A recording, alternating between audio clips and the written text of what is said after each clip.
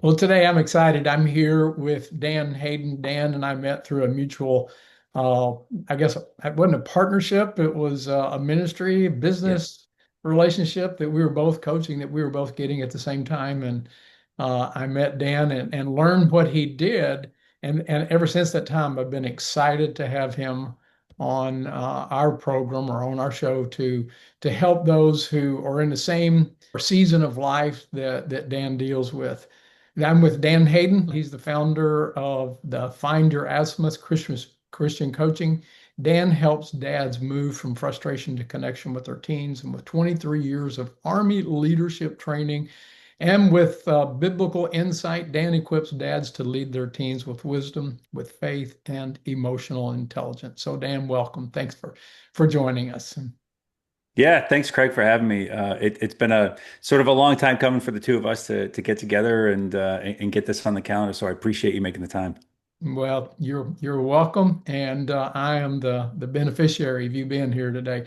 I have a menagerie in my household. We have actually I'm an empty nester. All my children are adults, and there's six children, 15 grandkids, and they're all growing up in that new season of life. So we're always on the lookout for how we can help our kids. Dan, tell us just a little bit, introduce yourself, let people know you a little bit, and then I have some questions I want to zero in on. Boy, you've that's that you're so blessed with all the kids, all the grandkids. That is absolutely wonderful.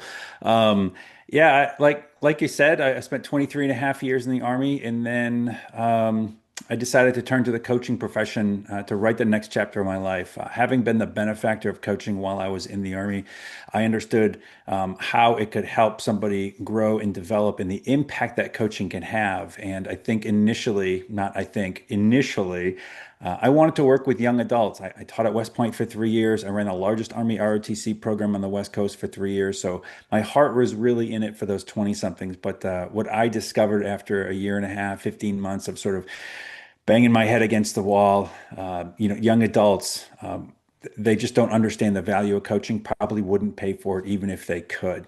And so I shifted my focus to Christian men, Christian fathers.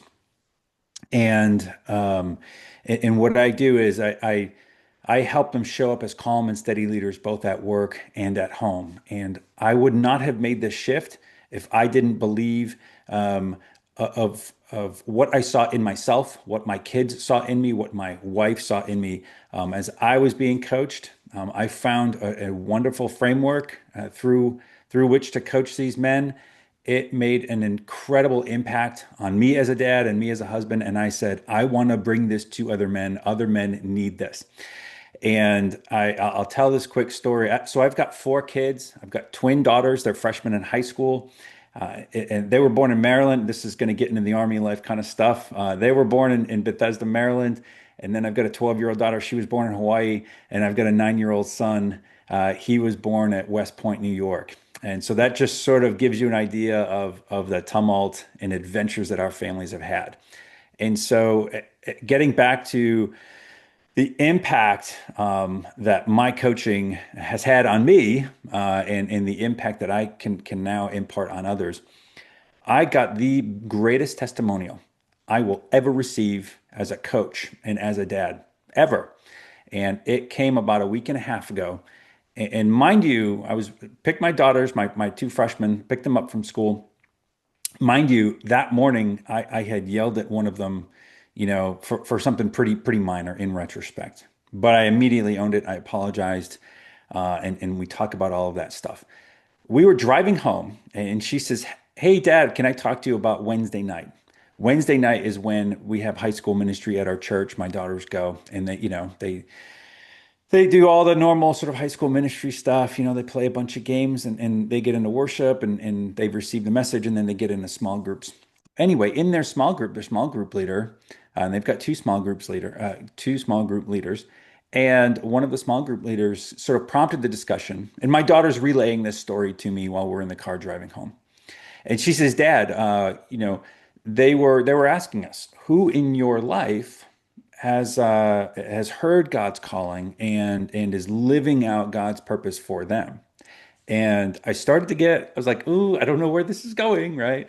And I said, cool, what did you say? And she just said, well, I said, I said, my dad. And I said, cool. And I didn't know she meant like the army stuff, right? Because she admires the service or the coaching stuff.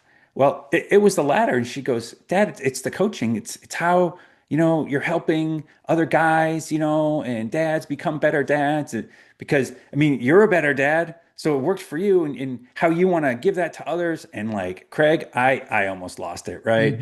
Hmm. No greater test. Like, I am here to help you become a calm and steady leader at work and at home, right? So that you can build a lasting legacy of faith and connection with your family and beyond. And here's my own daughter telling me that she is telling others I'm living out God's purpose, right?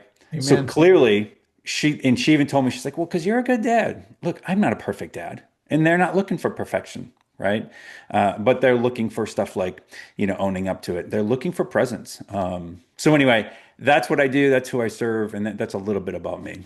Well, I think you're in that space that I just admire because you've zeroed your niche in specifically for dads of teens. Yeah, And I work with Christian men, which is my focus, and we're both really helping with similar things. yeah, And we're both doing it for the exact same reason. We got right. started because we wanted to be better in our homes. That's really where we wanted to show up. And my story is I wrote the book called Shameless, The Life You Were Born to Love. And the only reason I wrote it, I've got 6 kids. And I knew, and mine were older when I really had my Sure, breakthrough, when I had my transformation. And I knew that I'd given to my kids who I really was, not who I wanted them to think I was, but they grew up with the dad, the real dad.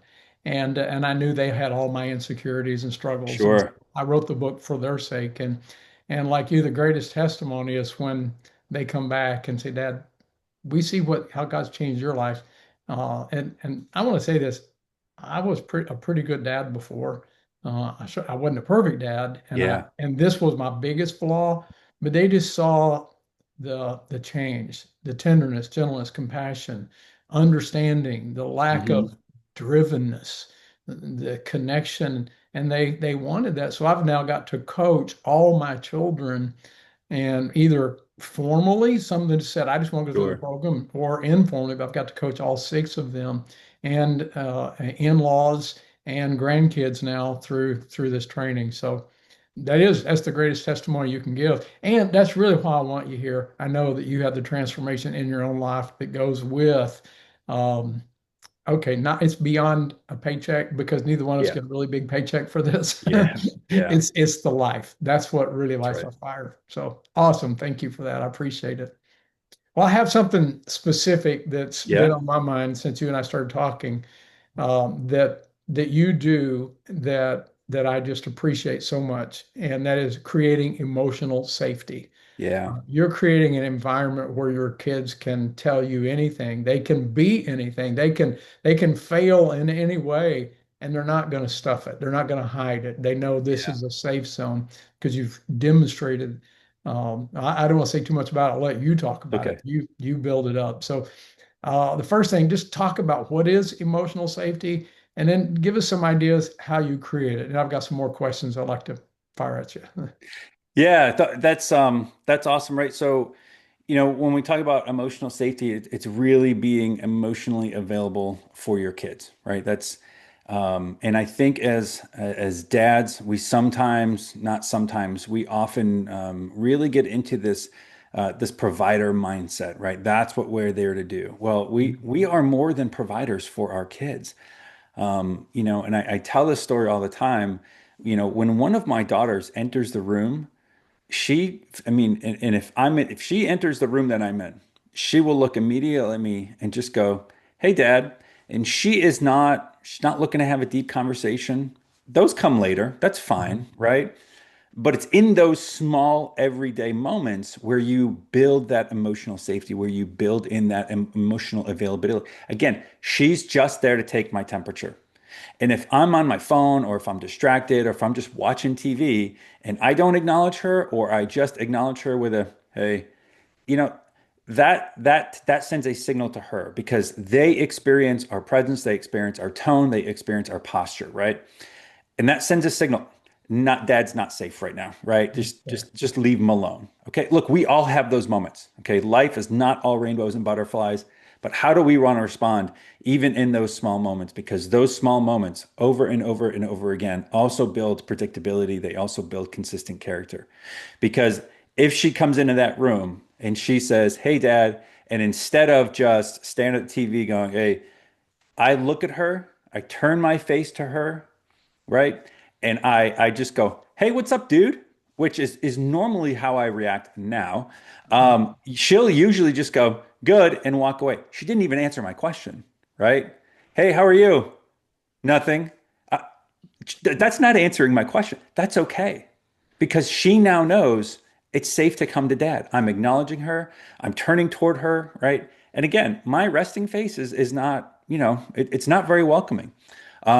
So it's in those small everyday moments, in when you can really build that emotional availability, and that sets yourself up for those other longer, harder conversations Yeah. when they know they can bring themselves to you and they can bring their big problems to you.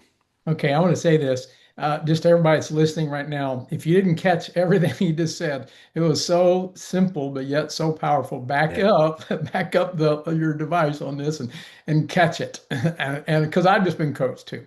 And I know we've got three grandkids and a daughter right now living with us. And we didn't plan on that. My daughter didn't plan on that, but we've got it. And I'm having to retrain myself. I was an empty nester for a while to be available. So thank you. You just coached me really good, and I needed to hear that. And I hope everybody else did too. Yeah, appreciate that. Yeah. So, okay. Um, Yeah, how do you, okay, you talked about what it is, that pretty much how you develop it. But what why don't we get this? Why isn't this intuitive to us? And then when we do understand it, we it doesn't, I've noticed this isn't automatic. We don't just, oh yeah, I got that. Yeah.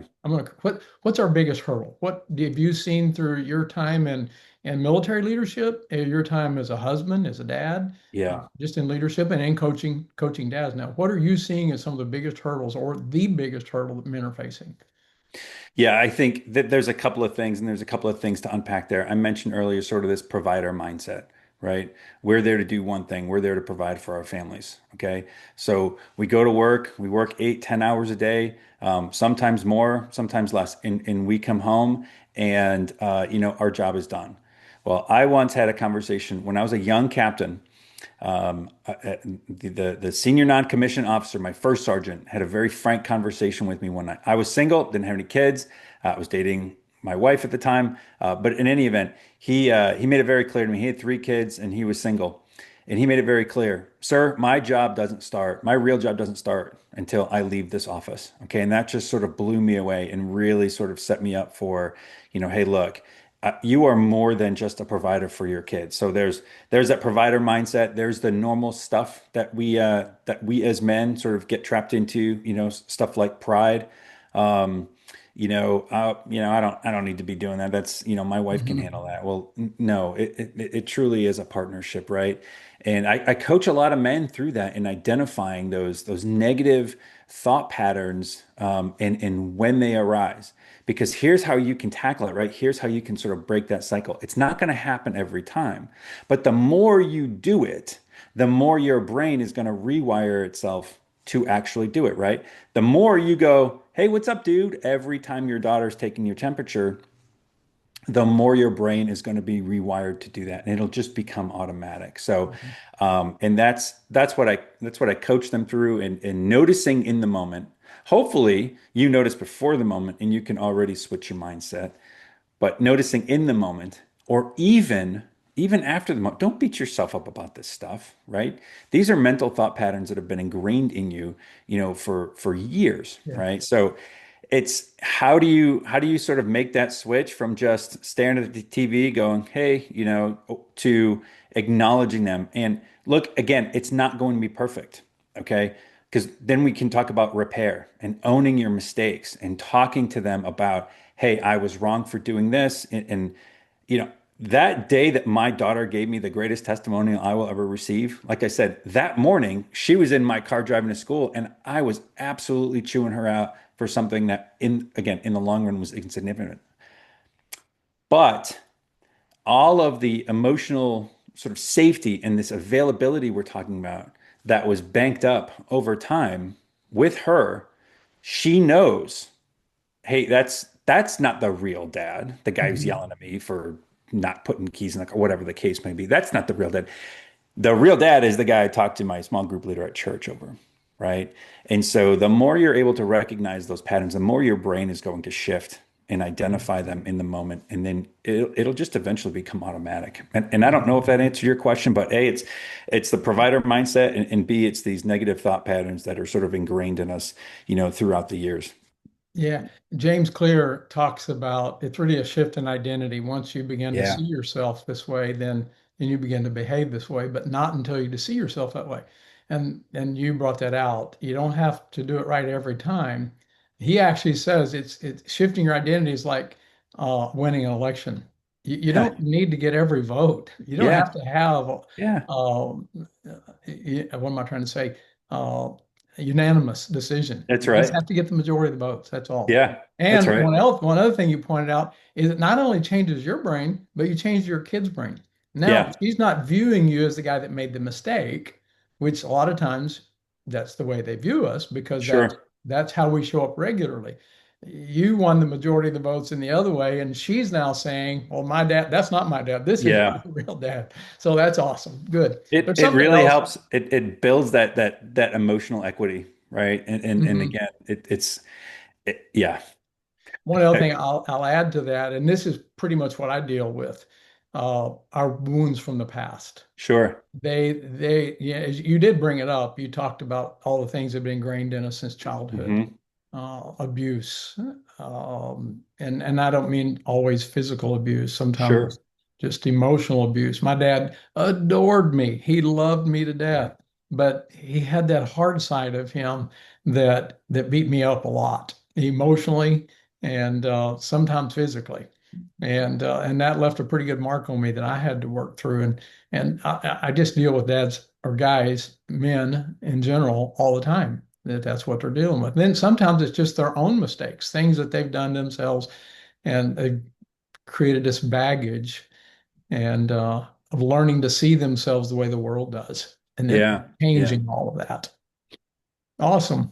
Well, I know I could keep you on here a long time. I knew Yeah. that when we got into this, and I know that people are going to be that are listening to this are going to say, "Oh no, you got to go deeper, more, more, more." And so, but sure, for sure, we'll come back together. We'll get on this and do Yeah. it again, and 100%. we'll hit another topic. What podcasts? I do want to ask this: what podcasts, books, authors, blogs do you like? What could people get their teeth into besides finding you or finding me on this? Where can they get some more help that you look? Yeah, first, look, shameless plug. I have my own podcast called the Positive Legacy Podcast for Christian Fathers. Number one. Another podcast I really, really enjoy, and it's a weekly podcast. It's probably 20 to 25 minute episodes each. And they dive into a lot of the same stuff that I talk about and that we've talked about today. Fatherhood. It's called the All Pro Dads Podcast. Mm. Really, really, really great listen, and they have a lot of fun with it. They get real with it too, and so that's fun. That's sort of on the fatherhood space. When it comes to coaching, the Coach Approach Ministries, I received all of my coach training and education through them. They have a great podcast.